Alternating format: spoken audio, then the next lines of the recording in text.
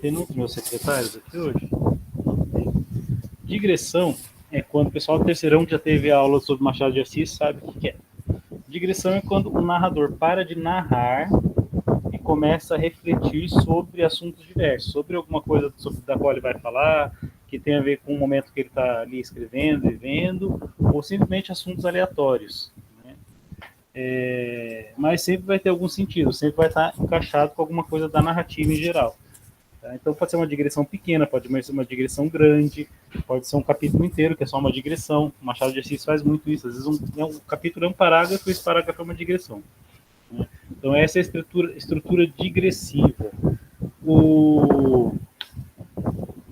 Então aí é uma digressão sobre o casamento, as mulheres, e aí daquele jeito do treinador lá, meio machão, meio bronco, meio aquele jeito cínico dele de falar as coisas, que já causou muita raiva em algumas pessoas aqui, né? Então ele vai falando lá sobre o que é ser casado, e aí a gente tem que se colocar no lugar dele e tentar ver como ele enxerga o mundo, né? Daí ele vai falar que uma vez ele ficou no aeroporto, né? Virou para olhar a bunda de uma mulher, e daí várias outras passaram sem ele que ele visse, falou: casamento é isso, né? Você fica olhando para uma mulher e ignorar as outras. Então, assim, de certa forma, ele está até falando sobre a lealdade dele, né? Sobre a fidelidade dele. E daí ele vai ter um trecho aqui, que é o trecho que deixa as meninas com mais raiva, né? Que é: a minha mulher, enfim, é uma boa mulher, ela enche o saco como todas, mas nunca me fez passar vexame em público. Eu acho que esse é o máximo que dá para esperar de uma boa mulher. Quando a mulher faz, se vocês quiserem escrever nos comentários, podem escrever, tá, gente? Barraco te bota numa situação muito difícil. Ou você entra no barraco e acaba preso, ou você aguenta calado e fica com cara de pastel por uma década. Ninguém gosta de homem mandado por mulher, mas todo mundo quer ver na cadeia birutas que reagem a isso. Né? Então você vê que ele tem um senso de ética também. Estou falando que não é certo bater em mulher. Elas te botam numa luta em que o camarada já perdeu. Por isso, você tem uma mulher, se você tem uma mulher estouradinha, e foi esse trecho aqui, a Sarah odiou. Sim, é engraçado com o escroto ele é, exatamente. Procure uma outra. Procure outra. Uma mosca morta de preferência. Isso vai te livrar da cadeia ou de uma vergonha eterna. Ou das duas coisas. Né? Então ele é cínico também. Ele não só é escroto, ele é cínico o tempo todo. Né? Aí ele vai falar que ele não teve filhos, que o filho, de repente, o filho podia ser o novo Éder Joffre, né, o novo campeão de boxe, ou ele poderia ser o pai da Suzane von Richthofen, né, que matou os pais. E daí vai ficar nessa reflexão até que também não teve sobrinho amigão, não afilhado, nada. O que o mais próximo de filho ele teve foi o Zezão. Então, para que vai servir esse capítulo aí? Né? Lembra que isso é provavelmente uma conversa que ele está tendo com alguém, ele está contando a história da vida dele, né? Essa história da vida dele para alguém. Essa história aconteceu aí anos antes, tá? Vamos dizer que ele está mais ou menos no nosso presente, narrando algo que aconteceu lá na década de 90. Ele vai situar esse tempo alguns capítulos para frente, acho que no capítulo 6, se não me engano. Não, 5. Né? E daí ele faz toda essa... mas que eu teria que aportar, deixa eu ver. Porque aí ele já indica que ele teve algo que, né, alguma complicação em relação ao relacionamento dele com o Zezão, que a gente vai ver só lá na frente. Né? Mas, enfim, ele já fala que teve o Zezão, né, que deu muita alegria, mas que pesando os prós e os contras, aí parece que é o Machado de Assis falando, né, uma grande influência do Milton é o Machado de Assis, seria melhor ter abortado. O Machado de Assis ele fala algo parecido no final do Memórias Póstumas do Brás Cubas, que ele fala uma grande ironia, né, que ele fala que ele não teve filhos e não transmitiu para nenhuma criatura a miséria da condição humana, tudo, né? Então ele tem um toquezinho do Machado aqui. Bom, aí ele, como toda conversa, às vezes a gente se perde, ele apresenta o Zezão e deixa o Zezão de lado para falar do Rick. Ele fala assim: lembra que eu falei que eu tinha, que eu treinei um playboy, né? que era um cara de classe média, porque geralmente o pessoal do boxe vem das classes mais baixas, tudo, né, principalmente na década de 80, 90, e ele fala que treinou o Rick, que era um cara que, apesar de ser de classe média, Mauricinho, era um cara bom de boxe, né? Daí ele fala até o nome inteiro dele, Ricardo de Almeida Prado Bulhões Filho, né, que era filho de um ex-boxeador que também largou o boxe, tá? E era um bom pegador, tudo, era um bom pegador, ponteador, e que largou o boxe para se dedicar ao direito e virou advogado. Então, vamos ver aqui. E ele fala sobre ser o constrangimento, né? Ele fala quando ele levou o Rick para uma luta lá onde que foi mesmo? Ele falou que ele pegou o pegador de diadema e tudo. Bom, ele levou o Rick, acho que não sei se é pro Capão Redondo, acho que é onde o Zezão mora, mas enfim, para uma competição, e ficou até com vergonha de chegar lá de carro, né, bonitinho e tal, com aquele cara de classe média, o riquinho, né, quando ele fala assim, um boxeador riquinho e tal, mas que o constrangimento acabou na primeira luta, né, porque o Rick chegou e bateu forte, tudo, o pessoal ficou olhando e tal, e o Rick prometia, tinha 17 anos, né, tava com tudo, e aí ele vai falar assim, ó, o Rick tinha apenas 17 anos, o pai dele tinha sido um boxeador duro, disputou 12 lutas amadoras e venceu 9. Mas, como todo mundo que tem alguma condição na vida, não abraçou a nobre arte. Foi fazer direito e trabalhar no escritório de um tio solteirão. Dizem que o velho havia sido pioneiro na Justiça do Trabalho de São Paulo e que passou causas todas para o Dr. Ricardo. Conhecia nos tempos de amador, era com o filho. Por mais que amasse o boxe, Ricardo Filho tinha mãe, e quem tem mãe tem medo. A velha meteu uma charopada tão grande no ouvido de Rick que ele entregou os pontos. Ah, vai quebrar um dente, você tem que fazer vestibular, vai deformar seu rosto. Admito que não só teria saído dos treinos, como teria me jogado de um viaduto. Né? Em defesa do boxe, devo dizer que a cara já veio deformada. Talvez a própria mãe tenha feito isso no parto e quisesse dividir a responsabilidade comigo. Sei que o cagão do Rick apareceu numa terça-feira, depois de faltar na segunda, com a namoradinha sardenta e uma mountain bike que brilhava no escuro, dizendo que ia fazer vestibular de direito na PUC e seguir os passos do pai. Eu também iria, boxe não dá camisa para ninguém, eu disse. Apertei a mão e nunca mais o vi. Não insisti que ficasse, não o chanteei, não alimentei qualquer esperança de que as coisas fossem como não foram, né? Porque vocês lembram, né? Esse treinador, esse narrador, ele é um cara muito cético também, muito ali. Eu não. Nunca. Machado de Assis não me fez fechar. Sem comparação. Não, essa é uma comparação de influência. Tá? Com qualquer esperança. Então ele é cético, ele fala assim: não dá, não dá. E ele vai ter essa postura cínica. Se eu tivesse oportunidade, eu também saía fora. Este aqui é um país de doutor, para doutores. Aí ele está sendo irônico, tá? Hoje ele deve estar milionário, ou com uma dessas Mercedes, uma secretária bonita e um monte de babões. Todo ano deve receber uma medalhinha, não sei onde, publicar antiguinhos de jornal, que ninguém lê e todo mundo diz que são bons. Né?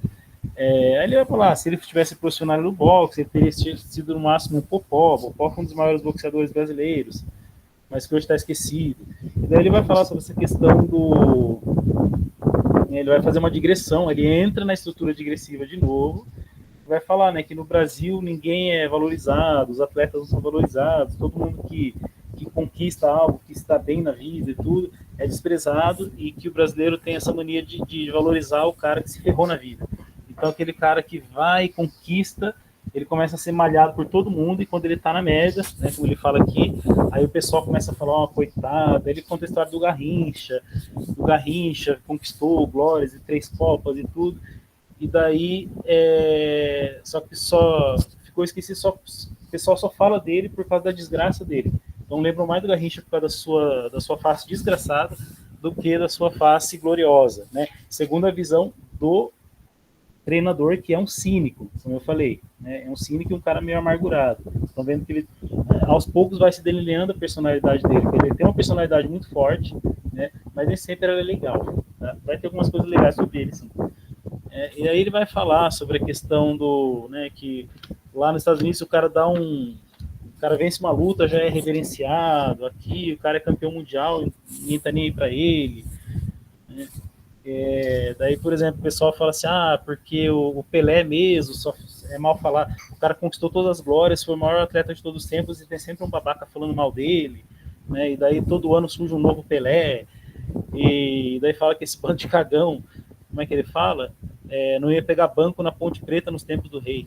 Então ele vai. O brasileiro gosta mesmo do garrincha, gosta de bêbado fracassado, que nunca atingiu o seu máximo e acabou passando fome. Gosta justamente porque ele passou fome, ficou doente, alcoólico, sustentado pela mulher e coisa toda. Né? Então ele vai ter essa digressão de novo, mas essa digressão é o que vai expor a personalidade desse narrador. E é o que vai fazer você, como disse a Giovana, gostar de tão escroto que ele é, né? E entendendo mais ou menos o que é ele, né? Pela história de vida que ele vai ter, tá? Pelo meio onde ele foi criado, como ele se formou e tudo mais. Bom, aí ele vai fazer, agora bacharel é outra coisa, bota uma camisa bonita, um broche do Rotary, um óculos de fresco e dê sua opinião com um sotaque escroto e pronto, respeito automático. Se for advogado, então, melhor ainda. Como é que eu ia dizer para o Rick lutar para ser campeão se podia ser campeão sem lutar? Né? Aqui, você viu que ele destina um pouco da amargura dele, né? Esse sarcasmo dele é um pouco de amargura, porque você é um cara amargurado. Aliás, mais que um campeão, porque doutor não precisa ir para asilo para ser homenageado, tá falando do Garrincha aqui indiretamente. Não pude me despedir, e no fundo, fiquei feliz por ele. Então você vai vendo que essa face muito humana do treinador, que é esse cara amargurado, ressentido e ao mesmo tempo cínico, né, que é o que ele vai revelando. Bom, no capítulo 5, são capítulos curtos, a gente vai falando rapidamente. Aí vai começar a apresentar o Zezão mesmo, né? Então ele fala que era lá 1995, então o auge da era do ouro do boxe, né? E o Zezão é aquele cara, é um sujeito gigante, bruto, 17 anos, né? Mas ele é quase um animal.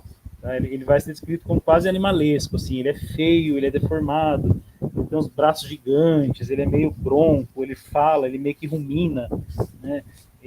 Não se comunica direito, ele come ruminando.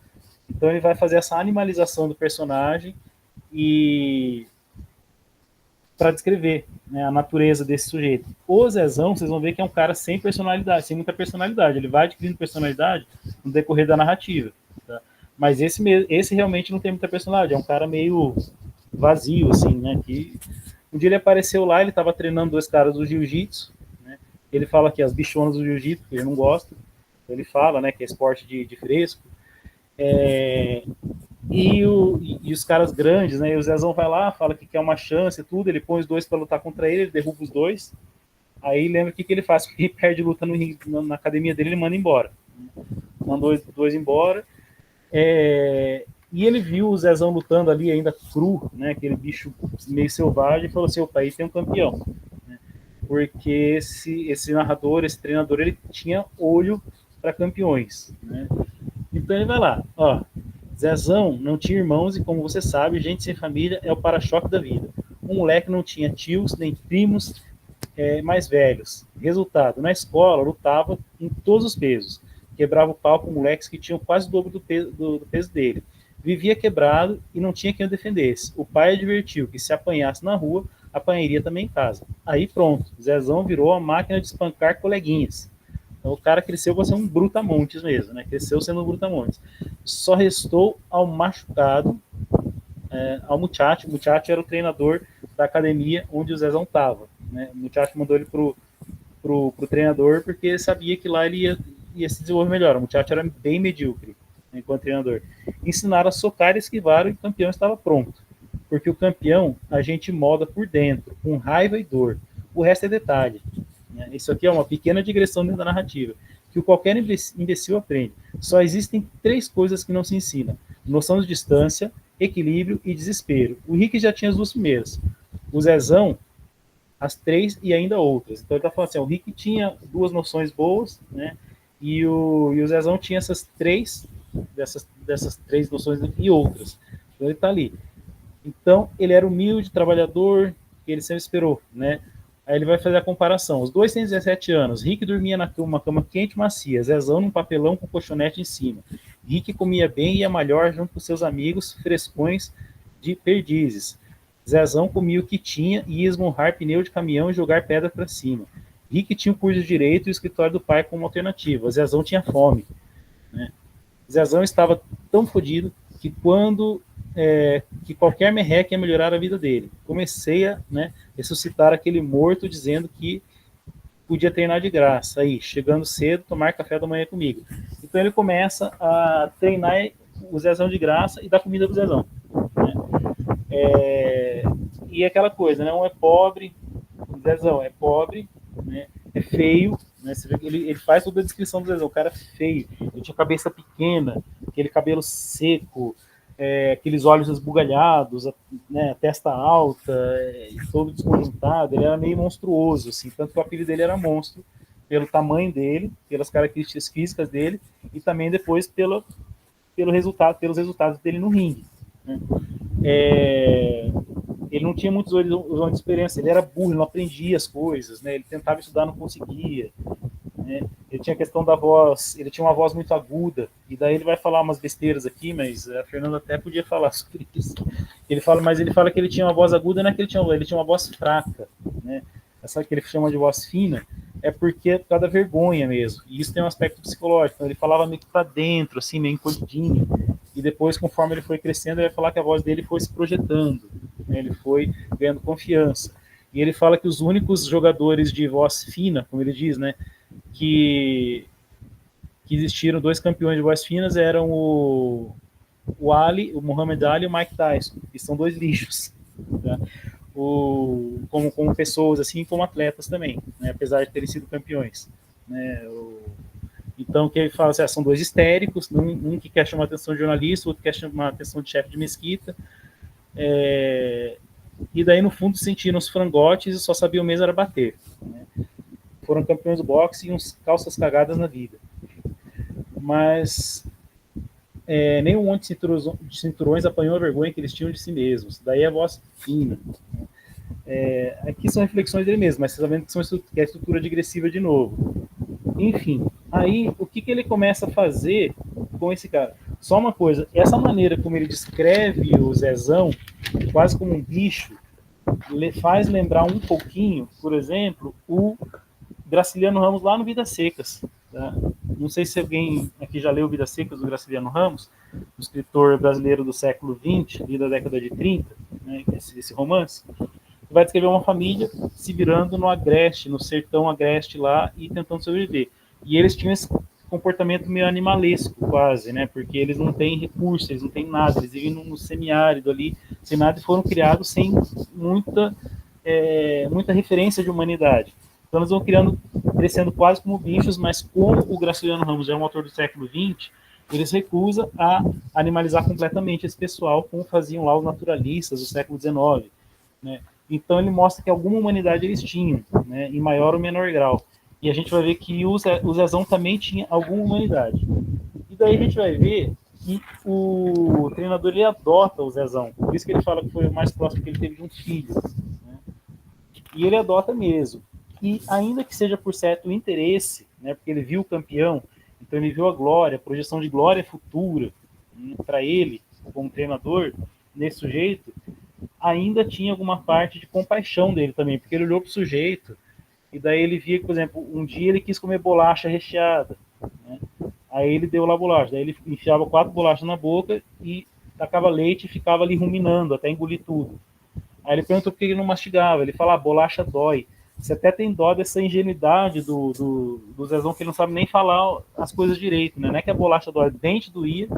Aí levou ele no dentista, viu que ele estava cheio de cárie e pagou todo o tratamento dentário do cara. Quer dizer, tem interesse dele? Tem, mas também tem alguma caridade. E isso é importante. Então, esse sujeito aqui, escroto, machista, bruto, aquele jeitão, né, grosseiro e tosco dele, ele tem o seu lado mais, vamos dizer assim, o seu lado mais terno. Tá? Ainda que tenha algum interesse por trás disso tudo, ele faz uma caridade pro sujeito, ele sente dó dele. Ele olha, então ele consegue olhar para o Zezão e se compadecer dele. Tá? Então essa é a parte mais profunda que a gente vê aqui na caracterização desse próprio narrador, que é o treinador, né? Esse personagem narrador aqui. Tá? Então ele começa a dar comida pro cara, né? Pra valer, porque ele chega lá e descobre que de manhã, o que a mãe do Zezão fazia?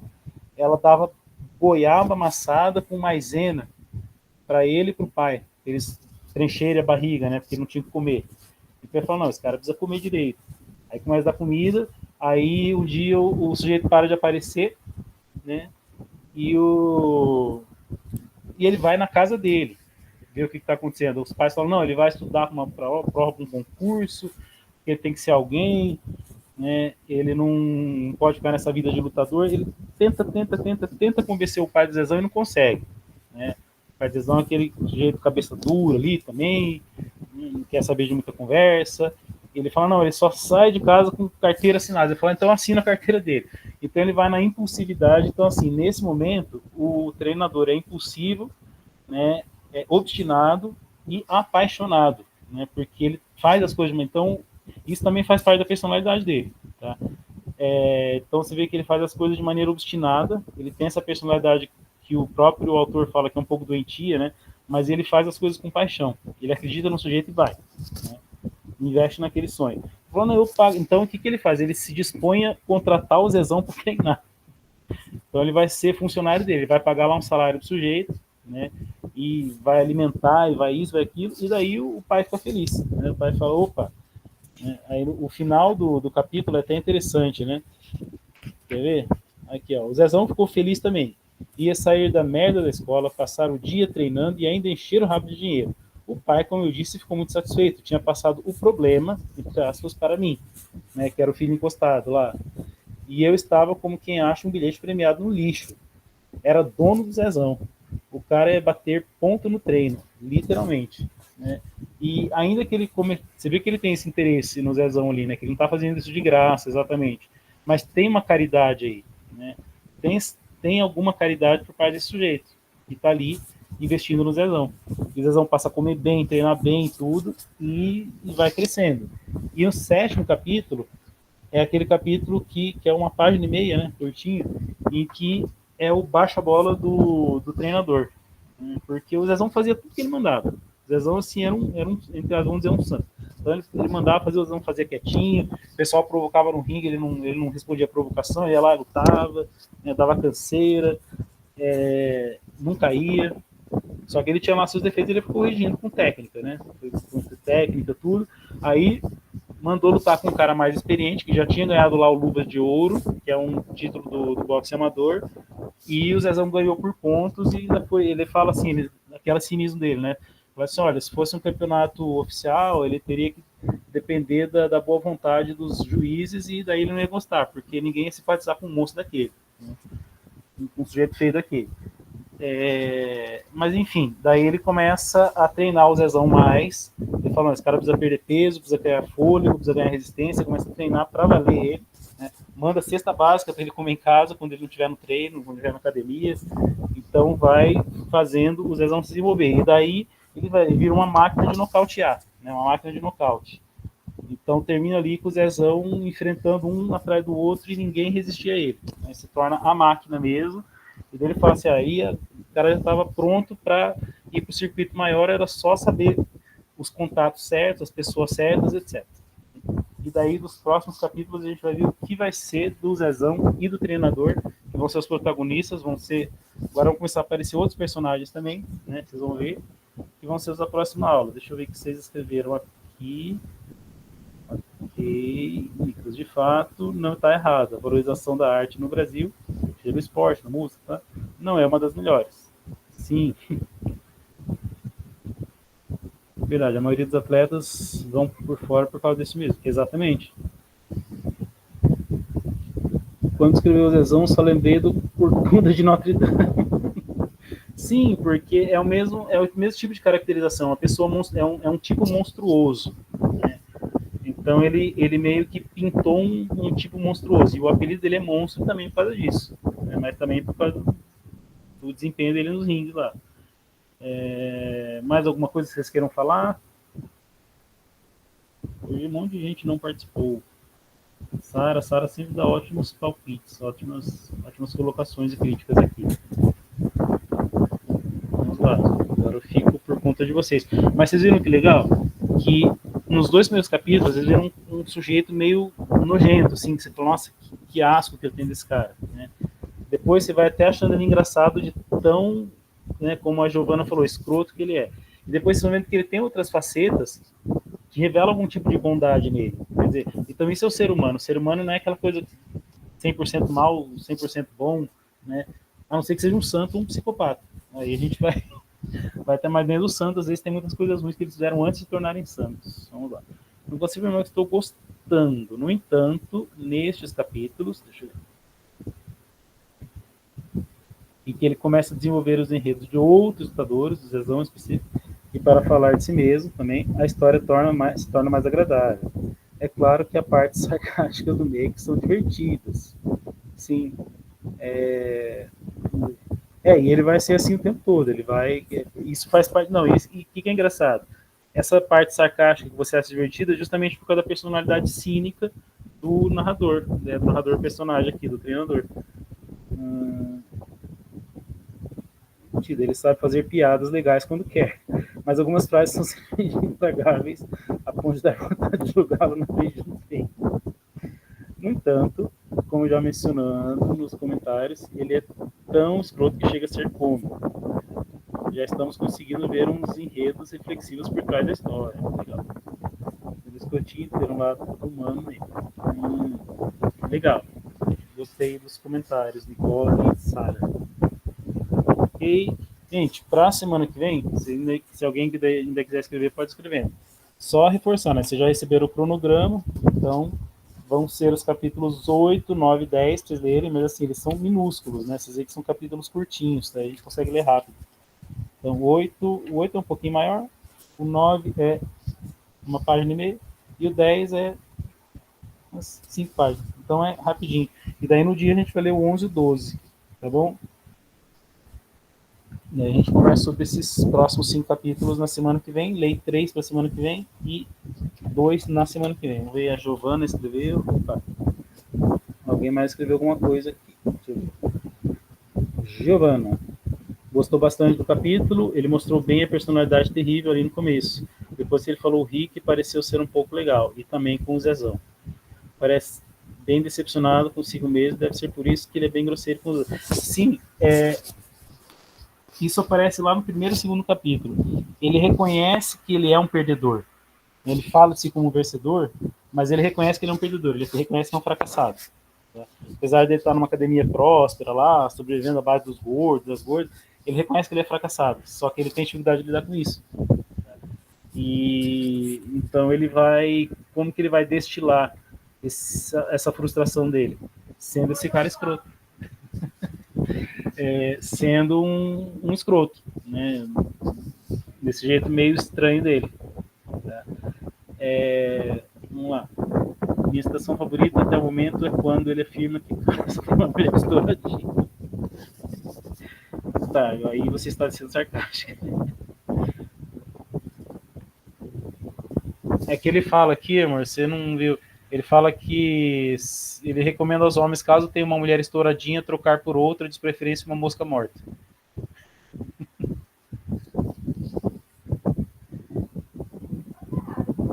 Achei essa passagem adorável. Ela está fazendo sarcástica, Nicolas. É um amor de pessoa com a esposa dele bem aparente.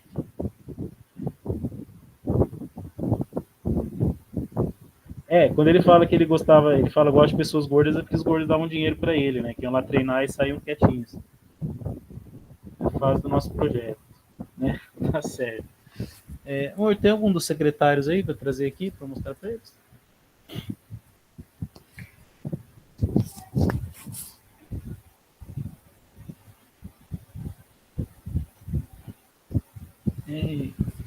Então, antes de eu me despedir, vou só mostrar um dos secretários para vocês. E hoje vai ser o Cheetos, que vai participar da aula aqui, ó. Vou estar tomando tomando uma fresca lá fora, né? Chico? Aqui, ó. Dá tchau pra eles aqui, Chico. E... Fernanda tá dando tchau pra vocês também, gente. Olha lá.